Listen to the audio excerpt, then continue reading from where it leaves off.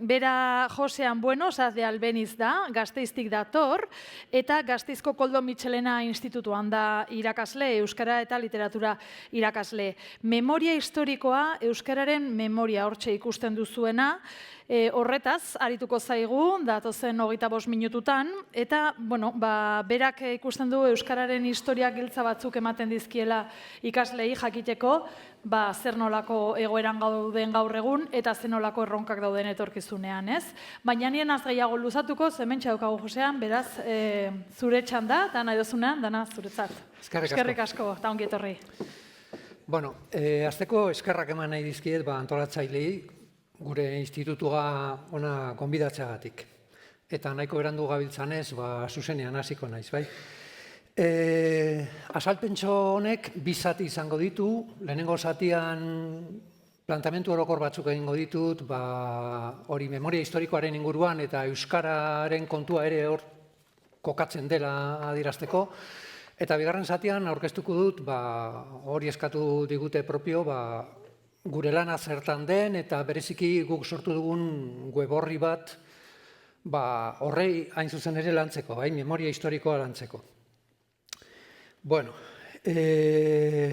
aurrera, eta hasiko naiz Angel Artxundiren testutxo batekin, berrian publikatzen zituen testu horietako bada, eta Zapatak du titulua. Gorpu asko zapatarik gabe agertzen da azken gerrako zangetan. Fusilariak jabetzen joan ziren oinetako ez. Gurea bota eder batzuekin eta jertxe batekin etxeratu da Goizalbarekin. Hala entzun omen zion Carmen Barojak berako emakume bati. Beste historio anker bat. Miguel Plazarena. Ikuskatzailea zen Salamankako udaletxe batean, Frente Popularretik. Haren biloba batek kontatu berri du. Gure aitonak 50 urte eta 5 seme-alaba zituen akabatu zutenean. Gure aitak ez digu orain gutxi arte txintik esan hartaz, izututa bizi izan da. Aitonaren zapatak herriko tabernako balda batean egon dira urtetan eta urtetan, trofeo gisa. Adineko bezero guztiek bazekiten norenak ziren zapatak.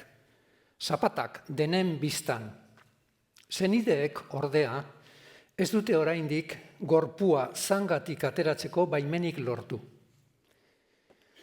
Memoria historikoaren inguruan hitz egiten dugunean, honetaz hitz egiten dugu, jende askoren mina, jende askoren bizipenak, hizkuntzaren kasuan eta penintsularen errealitatean hizkuntza gutxituetan hitz egiten zuten hoien sufrimendua ere, bai?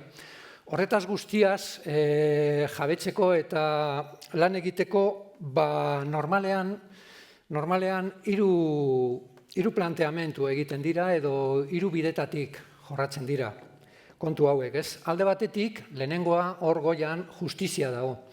Hor gertatu dira giza eskubideen urraketa larriak eta horrek nolabait justizia eskatzen du. Ardurak hartu behar dira. Bigarren bide bat, hor agertzen dena, egia da.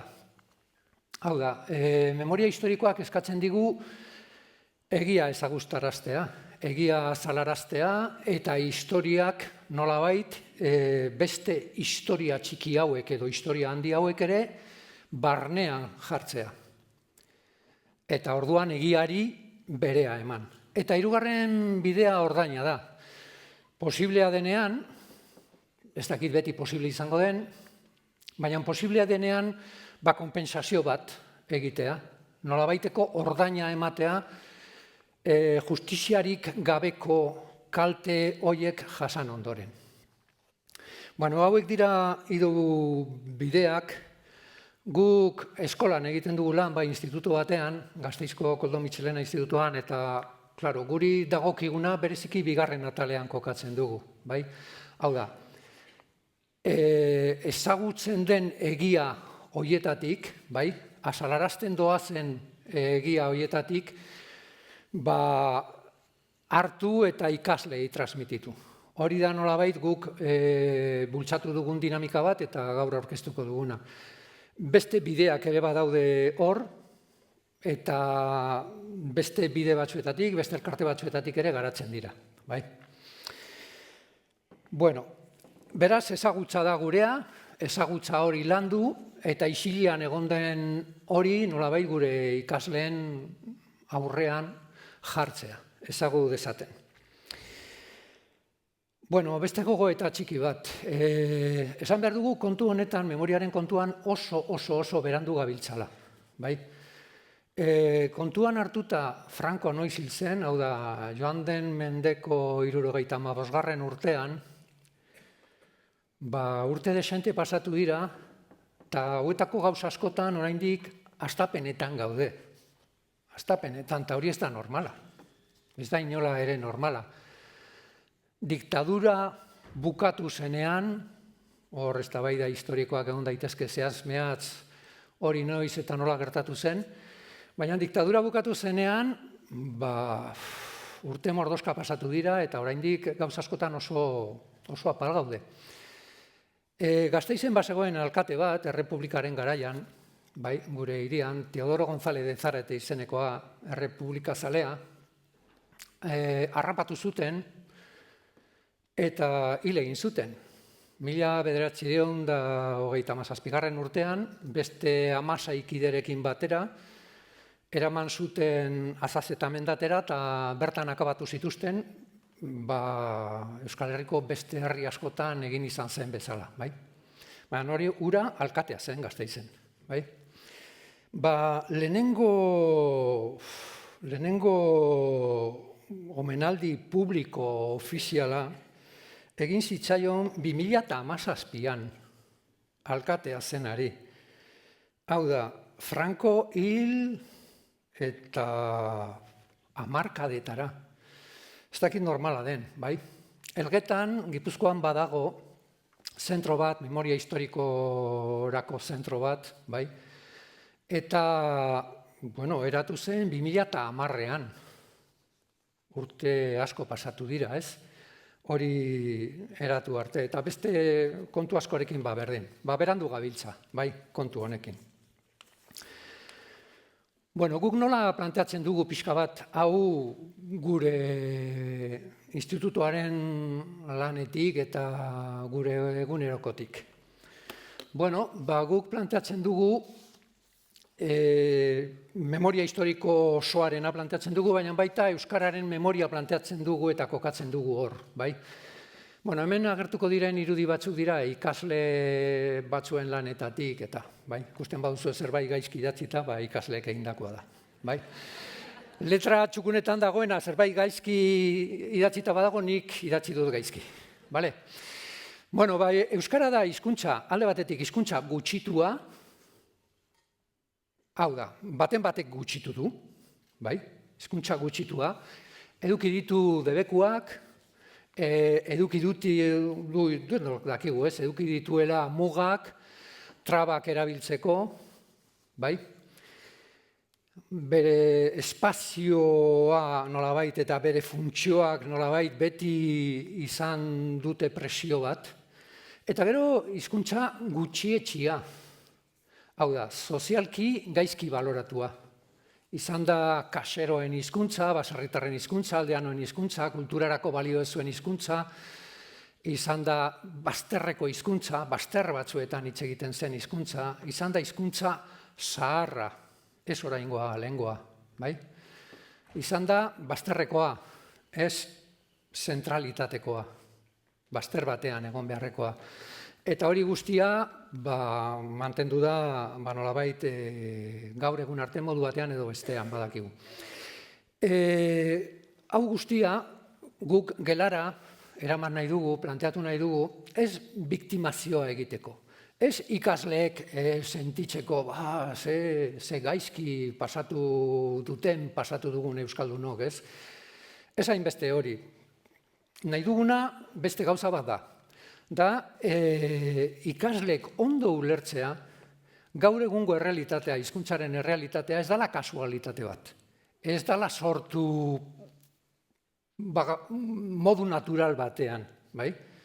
Baizik eta prozesu sozio-politiko bat egon dela, horretara hizkuntza eraman duena, bai? Eta horrela ikaslek hobeto ezagutuko dute hizkuntza, hobeto ezagutuko dute inguruan daukaten errealitatea, hori da gure helburua. Zentzu horretan, bai, oroimen historikoa hizkuntzan, alde batetik landu beharrekoa ikusten dugu, gero ikusiko dugu bi arrazoi gehiago lantzeko. Hor jartzen du, ez biktimatzeko, baizik eta realitatea hobeto ezagutzeko eta euskararen inguruan gogoeta egiteko. Hemen daukaguna da haiek egindako lan bat, bai, batxilergo lehen mailako ikasleek egiten dute gurean lan bat. Hemen agertzen da testu bat, hau da real zedula bat, holako gauza dotore bat, non debekatu egiten den euskara erabiltzea funtzio batzuetarako. Bai, holakoak badaude, batzuk antzerkietan debekatu egiten zuten, beste batzuetan merkatuetan eta jarduera ekonomikoetan eta kontu liburuetan debekatzeko eta bar. Orduan ikaslei eskatzen diegu pixka bat kokatzeko hau zer den, azaltzeko, beste testu ingurua eta gero soziolinguistika konzeptuak landuta, bai, beren interpretazio soziolinguistikoa, hemen zer dago, bai? Hemen daukazu errealitate bat, hemen ditugu tresna batzuk errealitate hori aztertzeko, egin ezazu, bai? Eta taldeka egiten dute, taldeka prestatzen dute, kartel batean islatzen dute, kartel hori gelakideen aurrean aurkezten dute, eta gero erakusketa batean jartzen dute. Eta gero beste geletakoek, egiten duten lana da, hortik pasatu, kartelak ikusi eta ebaluazio bat egin kartel horien inguruan, bai? Bueno, irizpide batzuk, nola jaso oroimen historikoa da euskararen memoria ere, nola jaso hezkuntzan? Bueno, batetik, iraganera begiratzen badugu, ez da bakarrik iraganean geratzeko, da oraina ulertzeko eta gerorako jarrera batzuk lantzeko, bai? Egiten dugun erakusketa horretan, badago azken kartela, hori guk ja prest daukagu, irakasle artista bat genuen eta horrek prestatu zuen, eta hor jartzen du, eta hemendik aurrera euskararen geroa zure eskuetan dago, irudi eder batekin. Hori da, guk nahi duguna da zerbait dinamikoa, bai? Eta horrela planteatzen dugu pixka bat kontu hau. Gero hizkuntzaren kontuan, soziolinguistika beharrezkoa dela uste dugu. Bai, nik uste dut Euskal Herriko edozein eskolatatik ezin dela atera ikasle bat soziolinguistikaren inguruko oinarrizko konzeptu batzuk argi eduki gabe, bereziki batxilergoan. Uste dugu beharrezkoa dela, bai? Eta, bueno, hori da nik uste dut gaur euskaldun bagara, euskaldun garenok badaukagun bete behar bat hori dela. Ondo ulertzea, hizkuntza horrek zer suposatzen duen eta zer den gure gizartean eta nola funtzionatzen diren oinarrizko mekanismo batzuk. Eta ikaslei hori transmititu behar diegula uste dugu. Barkatu baina, Bueno. Kontzientzia soziolinguistiko hori oso propio daukagu euskaldunok, bai? Lehen euskal idazleak Etxeparek berak, euskarazko lehen liburua idatzi zuenean, jarri zuen bertan. Euskara jalgiadi plazara. Euskara ez da beste hizkuntzak baino gutxiago. Euskaraz ere idaz daiteke eta frogatzen du liburu honek. Hori guztia idatzi egiten zuen Etxeparek kontzientzia zeukalako. Berak ez zuen deituko jakina kontzientzia soziolinguistikoa, baina bazeukan. Bazeukan, barnean. Bueno, gero nik uste dut gai hauek jotzen direnean, memoria historikoaren gaia, euskararekin ere lotzen denean, bi alde hartu behar dira kontuan. Bata da alde emozionala, uste dut, hori aditu asko esaten dute, emozioetatik ikasten dugu, eta orduan emozioarekin lotzen ez badugu, zuzenean nekez geratuko zaigu barruan, eta horretarako oso importanteak dira testigantzak eta bizipenak. Nolabait, bestearekin empatizatzeko eta sentitzeko aukera ematen duten horiek. Hori zaindu behar da alde batetik, eta bigarrena da alde arrazionala. gauza batzuk jakin egin behar dira. Eta jakin behar dira, ez dakit, lema edo pankarta bat ondo dago, baina horren atzean zer dagoen eta nolabait gogoeta eta interpretazioa egiteko gai izan behar da ikaslea. Tresnak eduki behar ditu, ere tresna razionalak, jakintza tresnak ulertzeko ondo eta adierazteko ondo, bai? Bueno, gaur egun Euskal Herrian bi arrazoi gehiago daukagu hau lantzeko. Bi arrazoi gehiago. Ni gogoratzen naiz Gasteizen, txikian nintzenean, bai, Franco zegoen orduan boterean, bai, nire haurtzaroan, udaletik heltzen ziren paper guztiak gaztelera hutsez zeuden, baina guztia, aldundikoak bai, bankuan ere bai, dena zen gaztelera hutsezkoa. Mundu ofizial guztia, ez esan Gasteizen, erdara hutsezkoa zen. Nik oso ondo gogoratzen dut. Oso ondo gogoratzen dut, etxera lehenengo papera gazteleraz eta euskaraz heldu zenian, hostia, nolako posa, nolako sorpresa, osea, bi gauzak, bai? Hori nire esperientzia da, ja adin bat daukadalako. Baina esperientzia hau gero eta urrunago dago, bai? Gure ikasleek eta gure ikasle gurasoek ez daukate, gurasoetako askok ez daukate esperientzia hori, ez daukate ikuspegi historiko hori, bai? Eta orduan beharrezkoa da hori transmititzea. Gero eta urrunago dago euskarari gabeko ofizialtasun hori. Eta bigarren arrazoia, ez dut horretaz gehiago hitz egingo. Ez du jarri zaitu ja, urduri ez lasai, 5 minutu bakarrik. Vale. Eta bigarren arrazoia da, gero eta familia gehiago kanpokoak direla, bereziki irakaskuntza publikoan. Eta orduan, hor frankismoari buruzko eta barri buruzko erreferentziarik ez dago, edo oso lausoak dira.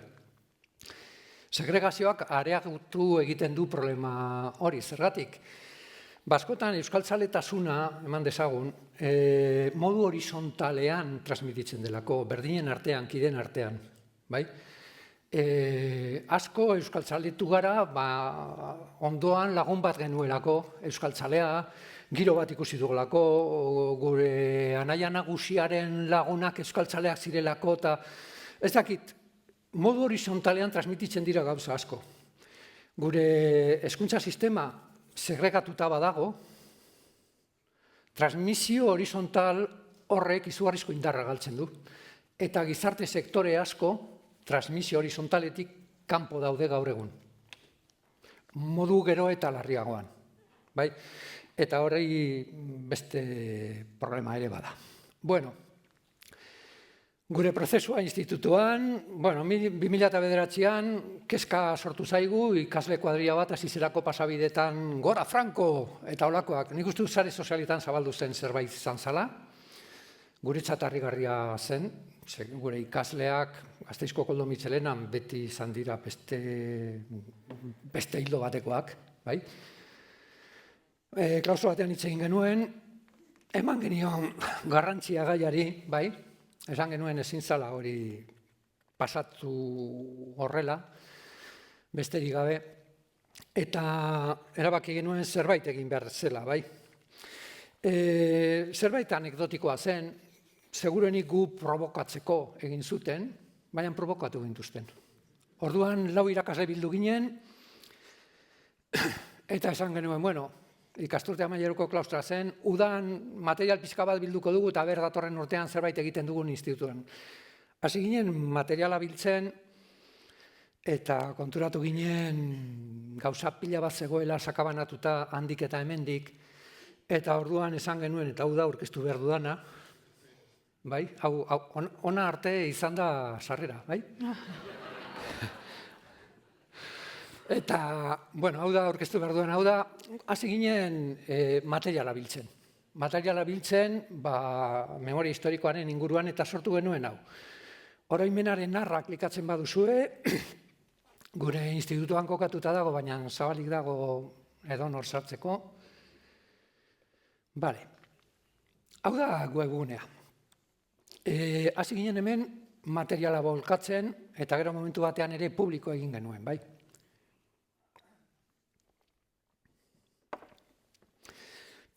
Bueno, hemen dago aurkezpentxo bat.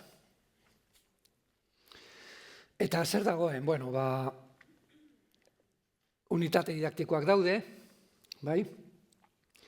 Lehenengo unitateak guk institutuan prestatutakoak dira, oroimenaren arra honek ematen dio titulua, hau Aiako Gaztelumendi irakasleak egin zuen, bai, institutuan zegoenean. Oroimenaren arra Golgota nobelatik hartutako aipua da, hitzak dira, hori Montoiaren nobelatik. Euskararen memoria, lehen ikusi dugu zerbait honetaz, armairuak irekiz, hau da homosexualitatearen inguruan ere bai, azaltzeko ikasle jakin dezaten, momentu batean homosexuala izategatik hartzeran egon zintezkela, bai? Eta ez duela hainbat urte. Markatu ez duela urte asko, ez? Martxoak 3 Gasteizen importantea, baina beste unitate didaktiko asko daude, bai? Gehienak euskaraz, baten bat ingelesez, baten bat gazteleraz, baina lan guztia gehiena euskarazkoa da. Testuen lanketa ere badago, testu interesgarri batzuk. Hala. Eta batez ere hau planteatuta dago USAP probari begira, bada olako testu egokiak lantzeko. Gero webgune, lotura pila bat daude ere, beste orrialdetara, eta baliabideak hau da, zatirik potoloena, eta hemen bai, ibili nahi baduzue, bueno, denetarik dago. Adibidez, ikusentzunezkoak. Ahotsak orrialdetik hartutako testigantza batzuk, filma batzuk, baina dokumentalak eta reportajeak ere bai. Adibidez, hemen daude, pila badago, bai. Gure planteamentua hau egitean izan zen, nolabait, ikusten baduzue, asko dago, bai. Eta memoria historikoa lantzeko, baliabide ugari daude hor, eta gure helburua zen auzolan planteamentua egitea, amaituko dut oraintxe. Bai, batez ere, galderaren bat baldin badago, ze honek luz ematen du, bai, oso interesgarria. Eta orduan, zera, guk jende askorekin jarri ginen harremanetan, ikusten genuen zerbait zarean, orduan deitzen genien, zuen materiala gurean txertatu dezakegu, eta guk auzolan bat, ez jende askoren lana bertaratu, eta guk modu zabalean antolatu, ordenatu eta eskaini jendeari.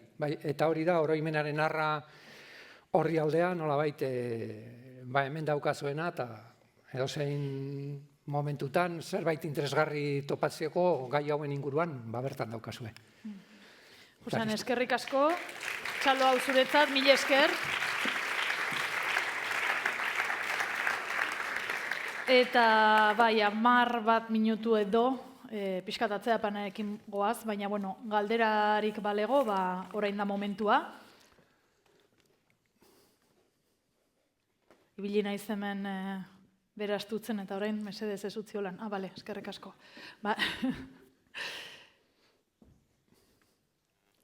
Bai, hor ere bai, bale, barkatu. Bai, venga, bota, Iñaki. Bai, zorionak, Josean, zorionak. Jo, ez dakit, nahi tokatu zait askotan, hitzaldi eta bestelako foroetan, da, ez dakit 1000 aldiz esango nu, baina 900 bai. Nundik angatu zen, ze hizkuntzaren ikuspegi Nikola pixka bat, hitz jolas bat eginaz, korpusianoa dakagun, txiki-txikitatik bereziki institutuan batez ere hizkuntzaren ikuspegian jaso duguna izan dela, nola esaten duen, 16. mendeko apaizek idatzitako asko interesatzen zitzaigun literatura, gehi gure garaian deitze geniona zuaitzak. Ziala analisi morfosintaktikoak, ez da? Eta seguruenik, instituto batean eman beharriko gauzak dira, ez? Baina gabezi historiko ikaragarri bazan, zuk esan desun hezkuntza soziolinguistiko hori nun eta Euskal Herrin espalima dieu transmititzen behintzat bide formaletatik urrengo belaunaldiari izugarrizko akats historikoa zala, ez da nahikoa, baina oinarri bada, ez? Lehenengoa zorionak. Bigarrena, ez dakit, atatzen zaidan galdera da, ia salbuespen bat zeaten, edo nola egin dio zuen honi tokia, ia instituto zuek bezala beste dozeinek hau egiteko aukera dakan, ia euskara eta literatura ikasgaiaren kontua dan, ia klaustroek nahikoa autonomia badaukaten hau lantzeko, eta horrelako galderak zuena ez da din anekdota izan da, eredu izateko balio ote dezaken. Bai, ez da salbuespena gurea, inondik inola leku askotan lantzen da, soziolinguistika, nik esan nuke leku gehienetan lantzen dela modu batean edo bestean, modu sistematikoagoan edo esain beste, baina nahiko orokortua da. Ez hori bakarrik, kurrikulum ofizialak ere eskatzen du soziolinguistika lantzeko. Eta aurten ez, baina datorren urteko USAP proban, hautaproban, soziolinguistikak bere lekua izango du. Soziolinguistikaren inguruko galderaren bat egongo da. Eta memoriaren eta erreparazio ikuspegi honetatik ere? Ez dakit hori ja desberdina da, ez? Baina nik bereziki euskara irakasleon artean, euskara irakasle garenok, nik uste du gehienok biltzen dugula bi gauza gure lanean. Hau da, maite dugun zerbait eta guretzat importantea den zerbait lotzen dugu eguneroko lanarekin, ez? Eta horrek eragina dauka. Eta orduan, soziolinguistika nahi eta ez guzti hori atertzen zaigula esango nuke, ez? Modu batean edo bestean. Baina gurea ez da zerbait isolatua. Guk egin izan duguna da sistematizatu, hor jarri, txukun, eta Euskal Herriko hezkuntza komunitatean zerbitzuan jarri, ez hori nahi duenak berak hortik hartzeko nahi duena, bai? Antxe. Barkatu. Nik zorionak eta amen hau. Ni naztu zaitu barkatu. Ez que sartu inaiz. Zorionak nire aldetik, eta uste zaila dela galderea, baina ekimena eharra, baina ikasleek zer ikasten duten edo anekdotan bat edo nola ikusten dituzun ikasleek jakin nahiko nuke. Bueno, ikasle jendea, ezakit, asko dira. Eta bakoitza bere aitarena eta bere amarena edo auskalo norena. Orduan,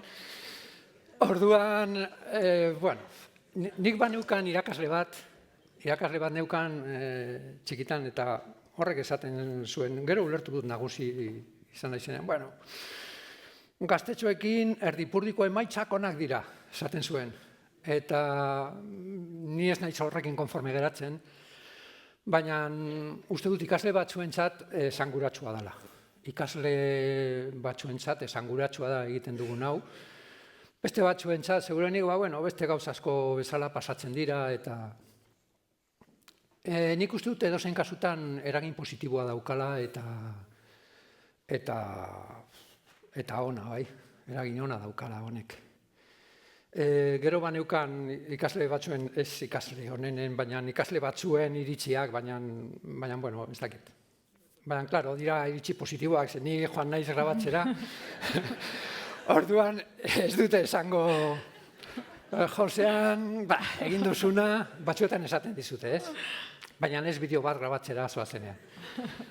Bai, nik uste dute emaitzak, nik uste dut merezi duela.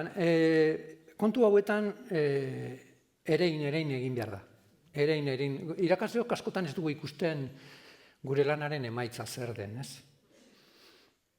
Guztiok pasatu gara eskolatik eta irakasleak ibili dira ez gurekin, pentsatu pixka bat, ze eragina izan duten gugan, igual irakasle horrek bai izan zuen nola bai, hor geratu da, zerbait beti geratzen da, bai? Batzuetan gehiago, bai. Bai, justu hor, aipatu duzu goztian, ziela, ikaslean uarrak zain ziren eta hola, eta hor konturatu zineten, hor zela prola bat transmisioaren aldetik, eta guk ikusten dugu hori beti, azkenean hor pentsatu izan dut ere, adibidez, gure kolegioetan, edo hola, Ipar Eskoalegian, askako kolegioetan ari dira beti frantsesez, eta entzuten ditu darik beti pentsatzen dut, hor bada problema bat ere zabait transmititu ez denaz, eta ez dakite, nondik heldu diren, nola sortu ziren ikastolak, nola ikastola horiek sortu ziren ere gainera hegoaldeko hainbat pertsonei esker eta hola. Eta beraz, hageman hori ego eskualegi eta ipar eskualegi, hageman hori ez dela bat ere transmititu, azkenan gaur egungo ikasleak ez dakite deus eta edila frantsesaz. Eta gauza bera ere justuki, gehienetan, sarka ipatzen dut, eta horiek dira gehienetan joaten direnak EHU-ra, eta orain, ere, EHU-n ari dira euskaraz, beraz badira ipar eskualegiko ikasle batzuk joaten direnak arat, kurtsuak egiten dituzte euskaraz, eta gero hegoaldekoak kontsideratzen dituzte iparaldekoak, hola frantsesak bezala, eta aipatzen zenuen pixkat esperientzia edo harina edo hola, naiz zahar-zaharra, behin ara ere ezagutu dut beste garai bat, eta ipar eskualegiko ikasle horiek ez ziren kontsideratuak frantsesak bezala. Beraz, nahi duen jakin, aipatzen duzun guzia, ea hor baden manera edo ideia edo hola edo aipatzea ere hor sartzea ere hor ipar eskualegikoan bat eduki eta ea baden harremanik ere hor ipar eskualegiko ikastea hor. Ez dakitze egiturekin ere, baina holako gauzak transmititzeko hor eta eskualegi maila edo mintzat hor eskualegi batean ikuspegitik eta ez bakarrik hor eaen. Bai, nik uste dute hor ikuspegi orokor bat eman behar dela, Euskal Herri osoarena hor kokatu behar dugula.